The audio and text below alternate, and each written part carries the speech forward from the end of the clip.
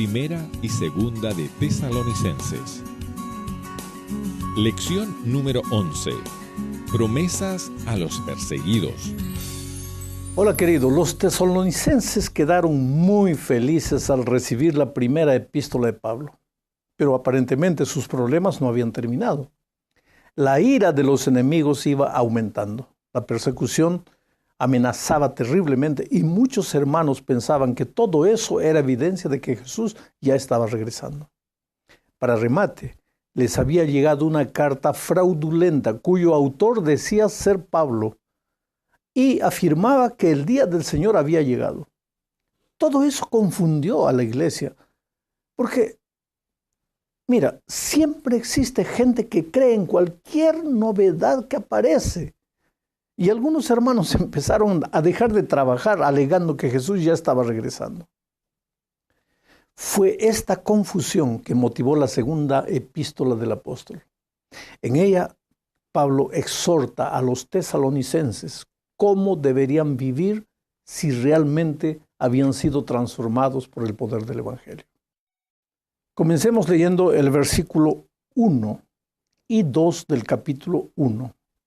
Estamos hablando de la segunda epístola a los tesalonicenses. El texto dice: Pablo, Silvano y Timoteo, a la iglesia de los tesalonicenses en Dios nuestro Padre y en el Señor Jesucristo, gracia y paz a vosotros de nuestro Padre y del Señor Jesucristo. Este saludo inicial aparentemente es el mismo saludo de la primera epístola.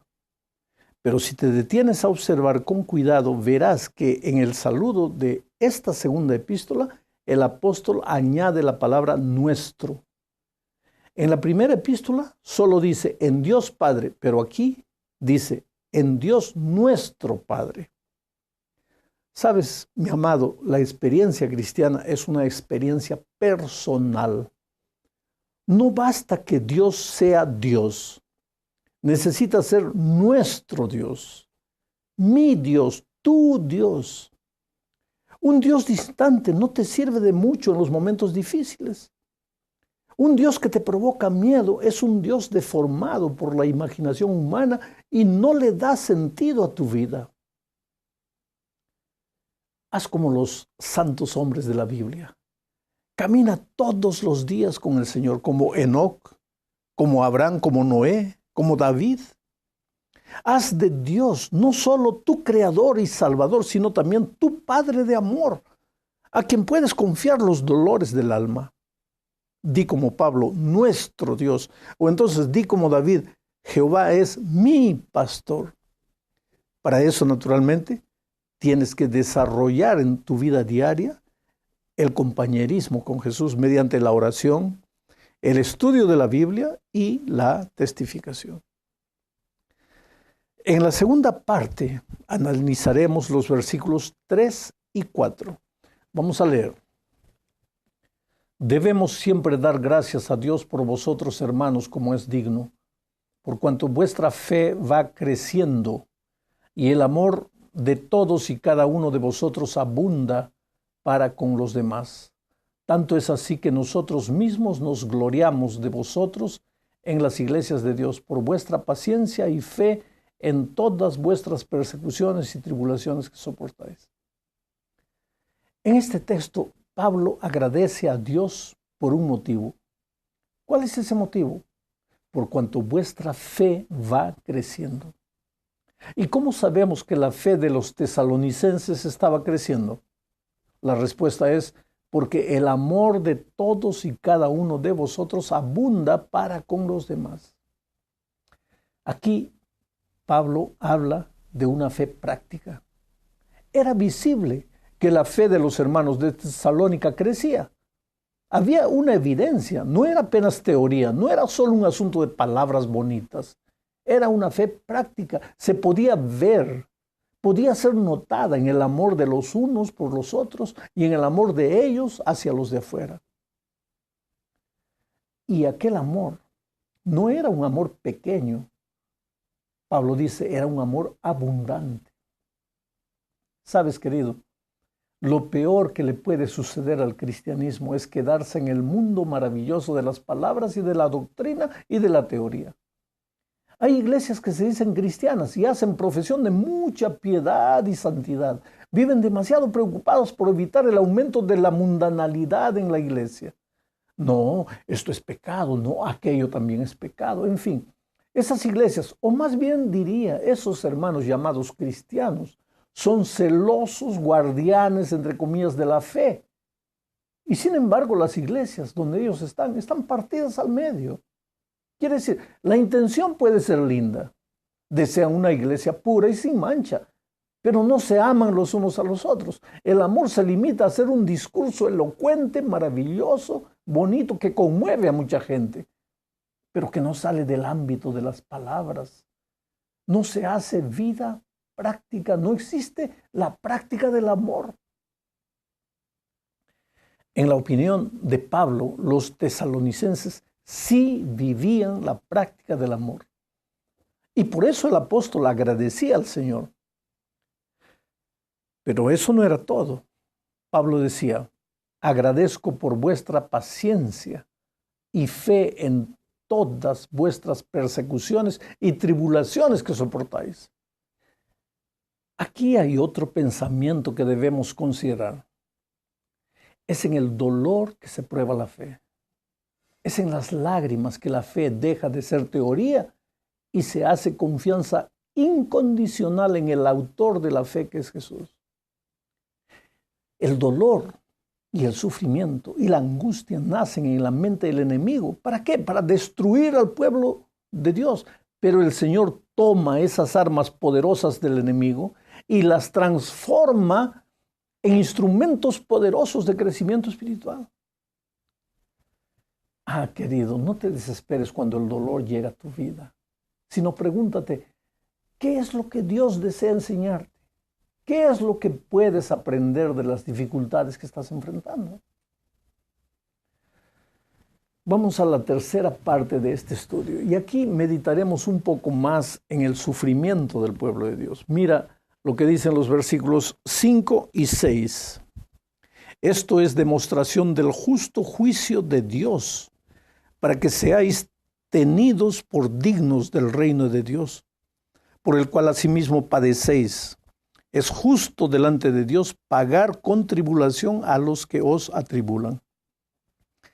El texto empieza diciendo, esto es demostración del justo juicio de Dios. Espera un poco, ¿cómo es que el sufrimiento de los hijos de Dios puede ser demostración de los justos juicios de Dios? El texto traducido de esa manera no tiene el menor sentido. Pero aquí está uno de los problemas de tener la Biblia traducida de otro idioma. El verbo griego traducido en la versión que estoy leyendo como demostrar significa también un plan que indica algo o un plan que anuncia algo. ¿Y qué es lo que anuncia o indica el sufrimiento y las aflicciones de los justos en las manos de sus perseguidores? El texto responde, que seáis tenidos por dignos del reino de Dios, y por el cual asimismo padecéis. Es justo delante de Dios pagar con tribulación a los que os atribulan. Ahora está más claro. Los sufrimientos de los hijos de Dios en las manos de sus perseguidores anuncian dos cosas. Primero, que finalmente los fieles que sufren por causa del Señor serán librados de sus sufrimientos. Ningún sufrimiento es permanente. Como Job, puedes sufrir por un tiempo, pero finalmente te será devuelto todo lo que el enemigo te quitó. No desanimes, no abandones las filas, no vuelvas atrás. Ningún dolor en el momento es motivo de gozo, dice Pablo, pero espera y confía en el Señor, porque la noche oscura que estás viviendo llegará al fin y verás el sol de un nuevo día. Pero hay un segundo hecho que indican los sufrimientos de los hijos de Dios. Y es que es justo delante de Dios, dice Pablo, pagar con tribulación a los que atribulan. Esto es animador, pero también es didáctico. La venganza, querido, es del Señor. No quieras vengarte por tus propias manos. No importa lo que te hayan hecho, confía en Dios, porque Él pagará con tribulación al que te atribula. Deja la justicia en las manos de Dios. Pero hay más. ¿Quién es el padre de todas las tribulaciones? ¿En la mente de quién nacen todos los proyectos que te hacen sufrir? Bueno, aquí hay una profecía. Un día, más pronto de lo que tú imaginas, el enemigo va a tomar su propia medicina. Un día va a caer sobre su cabeza todo el dolor y la aflicción que Él trajo a los justos. Por eso Pablo dice que tu dolor se proyecta hacia el justo juicio de Dios. Vamos ahora a los versículos 7 y 8. Estamos leyendo segunda a los Tesalonicenses capítulo 1, recuérdate. Mientras que a vosotros, los que sois atribulados, daros reposo junto con nosotros, cuando se manifieste el Señor Jesús desde el cielo con los ángeles de su poder, en llama de fuego para dar retribución a los que no conocieron a Dios ni obedecen el evangelio de nuestro Señor Jesucristo. Estos dos versículos explican mejor el pensamiento que presentamos en la parte anterior. Aquí se habla definitivamente del día de reposo para los justos y del día del ajuste de cuentas con todos los que rechazaron la invitación de amor de Dios. Hay mucha gente que no logra armonizar el amor de Dios con la destrucción de los impíos. ¿Cómo un Dios de amor puede destruir a los seres humanos, aunque estos no hayan querido arrepentirse? Se preguntan esas personas. ¿Acaso Dios no es Dios de vida? Y yo te respondo, claro que lo es. Dios no es Dios de muerte, es Dios de vida. La muerte es el resultado de la rebeldía humana. La muerte, querido, solo apareció después de la entrada del pecado. La paga del pecado es la muerte, pero Dios es Dios de vida. Entonces, ¿por qué los desobedientes morirán en el día final?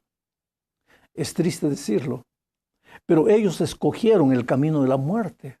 Rechazaron las buenas nuevas del Evangelio.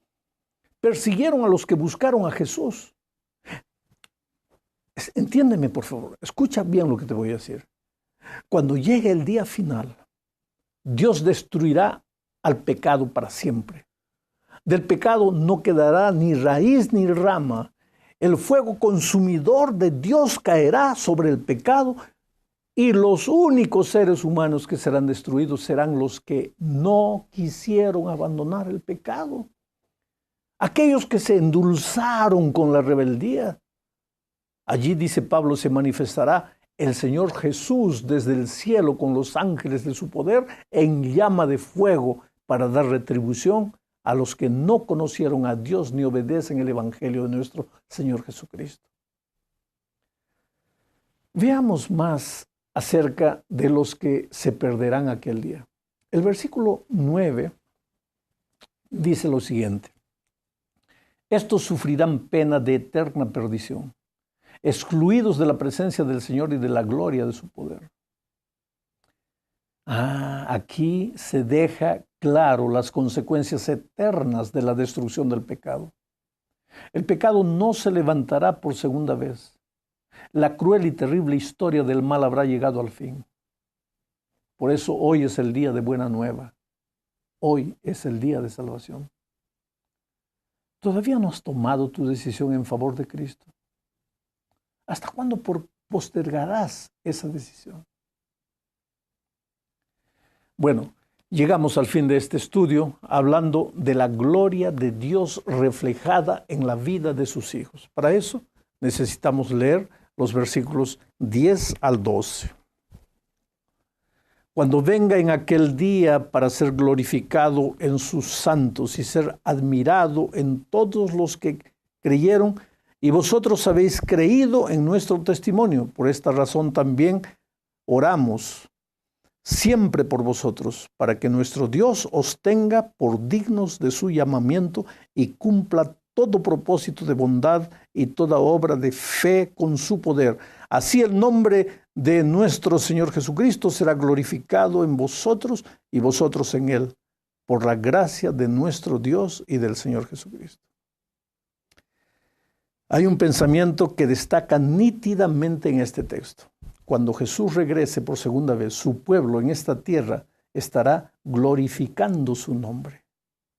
Pablo dice, así el nombre de nuestro Señor Jesucristo será glorificado en vosotros y vosotros en Él por la gracia de nuestro Dios y del Señor Jesucristo.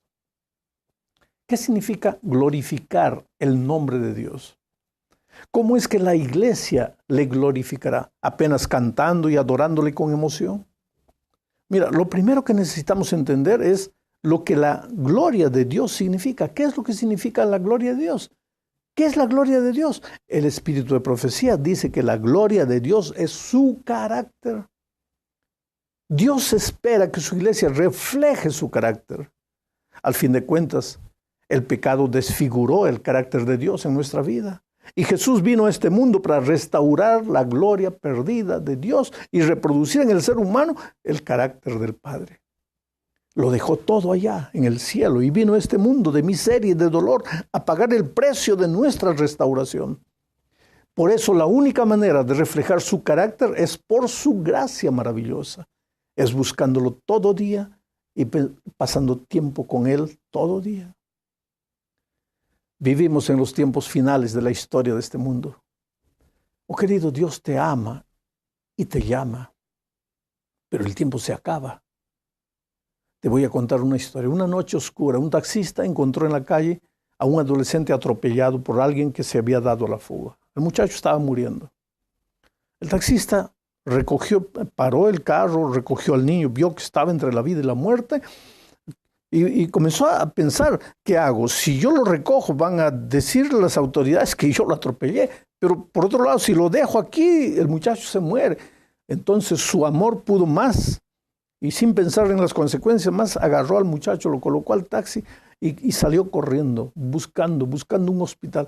A más o menos 100 metros del lugar encontró una clínica particular, paró allí y el hombre de la clínica dice, oye, tiene que dejar 5,000 reales en el Brasil de caución para poder atender. Pero yo no tengo el dinero. Sí, pero y otra cosa, ¿cómo sabemos quién atropelló? No.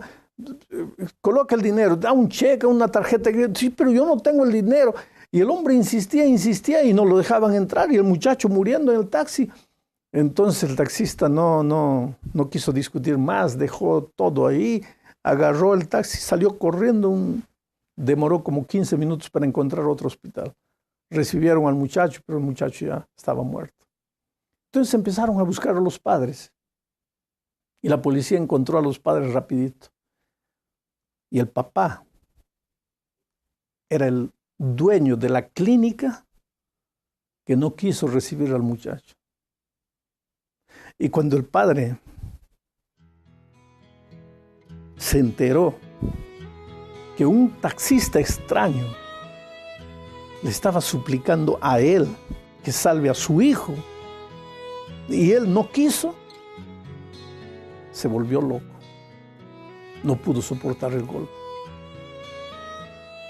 Pero querido, cuando Cristo venga, si tú o yo nos perdemos, Dios no pensará, pude haber hecho más, porque todo lo que pudo haber hecho lo hizo. Si un día tú o yo nos perdemos, será simplemente porque no aceptamos el evangelio transformador de Cristo. Por eso recuerda, hoy es el día de buena nueva. Hoy es el día de salvación. Que Dios te bendiga.